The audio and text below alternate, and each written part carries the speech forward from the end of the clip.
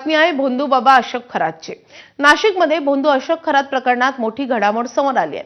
कोर्टाने अशोक खरात याला आधी कोठडी सुनावली होती, मात्र दुसऱ्या गुन्ह्यात एसआयटीने पुन्हा त्याचा ताबा घेत चौकशी सुरू केली आहे। अशोक खरात याला आजही न्यायालयात हजर केले जाणार आहे। विविध गुन्ह्यांच्या तपासासाठी एसआयटी कडून सखोल चौकशी सुरू आहे। महत्त्वाच्या पुराव्यांसह आज त्याला कोर्टात सादर केले जाणार आहे। बनावट साप, वाघाची भीती दाखवून त्याने भक्तांना गंडा घातला। 100 रुपये किलोने मिळणारे चिंचोके लाखो रुपयांना विकले। या सर्व बाबींसंदर्भात आज महत्त्वाचे युक्तिवाद होण्याची शक्यता आहे।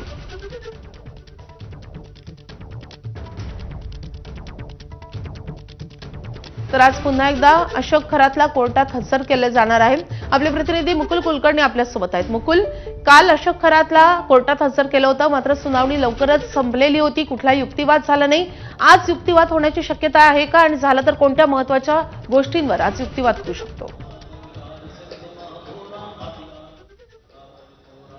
आज निश्चितच युक्तिवाद केला जाणार आहे। आज अशोक खरात याला कोर्टामध्ये हजर केलं जाणार आहे आणि आजवर जी पोलीस कोठडी त्याला देण्यात आलेली होती, त्या पोलीस कोठडीमध्ये आजवर कुठले कुठले त्याच्यावर आरोप करण्यात आलेले होते, काय पुरावे आजपर्यंत सादर करण्यात आलेले आहेत, ते सर्व पुरावे आज पुन्हा एकदा कोर्टासमोर सांगितले जाणार आहे।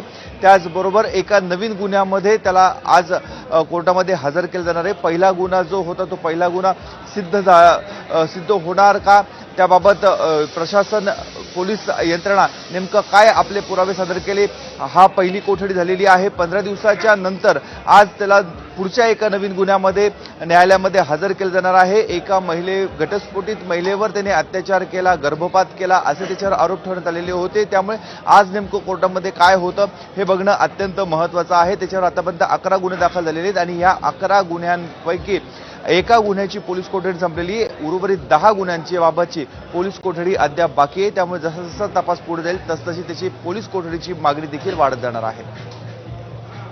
मुकुल, तुम्ही सोबतच राहा, कारण आणखी काही महत्त्वाच्या घडामोडींचा अपडेट तुमच्याकडून जाणून घ्यायचं आहे।